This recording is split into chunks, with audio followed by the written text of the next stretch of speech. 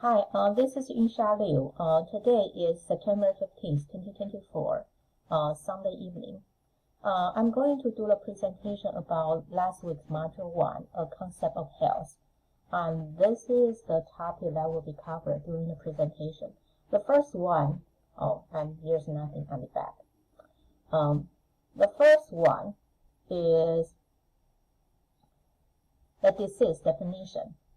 On the definition of disease, that's a kind of talking about the condition change in the human body that makes the human body is out of its normal status. The classification of the disease, usually you can have different aspects, either as chronic or acute. Or something like acute disease would be like if someone walking on the street and struck by a car and caused the leg or arms broken, that's acute. Chronic disease usually refer to the time period is lasting more than 3 months.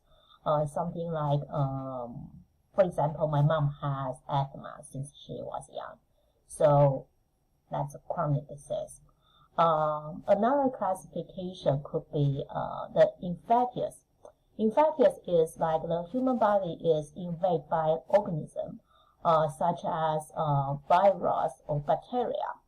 Or there could be the gene, like the dysfunction, passed from the family, such as some type of anemia. That's kind of can be traced by the family history. So the next topic is etiology. Etiology is defined as the cause of the disease. So it could be an infection such by virus or bacteria, or it can be by the environment, environmental factors such as air pollution, secondhand smoke. Or it could be the lifestyle, unhealthy lifestyle is kind of overconsumption of fast food or overconsumption of the alcohol that could make the liver disease getting worse. The next topic, pathogenesis. Pathogenesis basically is a study to discuss how the disease being progress from the first time when the etiology that's kind of affect the human body and how it reacts to the body's tissues or organs, or cause the function or structure change in the human body and to manifest into a disease stage. And so that's kind of the study for how the disease occur from the very beginning to like the lifespan of the disease. The next one is, we should talk about together the symptoms or the signs. The symptom is usually is more subjective matters.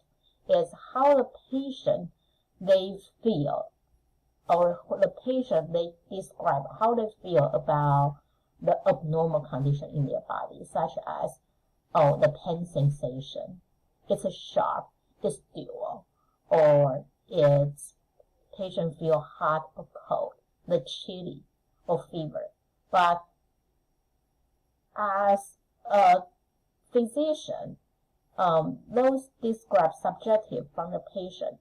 It's not really can be quantified sometimes.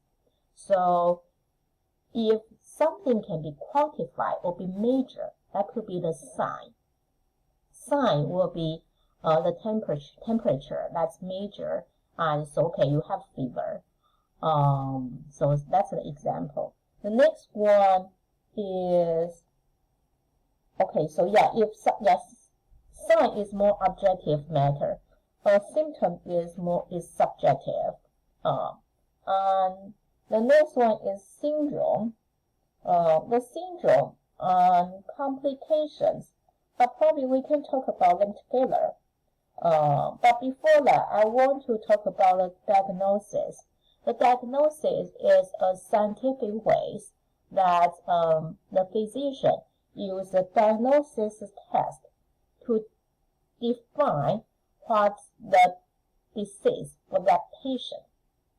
So, for example, the diagnosis test, for example, the appendicitis, the physician, they can use the palpating the patient's body, the stomach area, to define which area has a pain. They can use the laboratory result, something as like a urine test or blood test, to see if there is the abnormal range from those tests. And then, but for appendicitis, the more efficient way probably will be the image study, such as the CT scan, and to see if there have, based on the image, to show if there are, if your abdominal cavity or has some of the infection signs based on the image. And so the diagnosis, it will be based on the diagnosis test, and then to define what kind of disease that patient has. The syndromes and the complications.